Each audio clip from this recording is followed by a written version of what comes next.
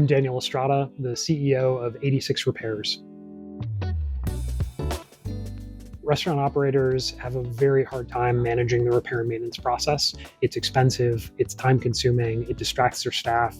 So 86 Repairs streamlines that whole process by managing repairs for our customers.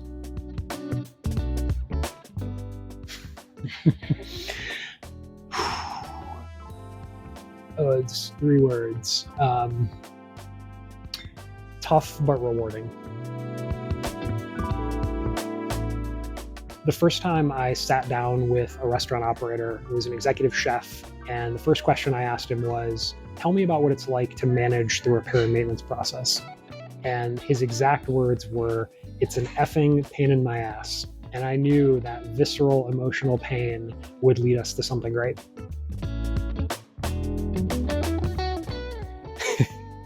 I'm going to disagree with your premise.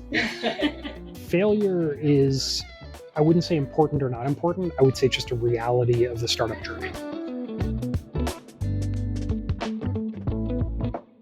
Chicago has always felt like home for us, and it's really reached a critical mass of having great talent, great investors, and in our business, what's even more important is an awesome restaurant scene.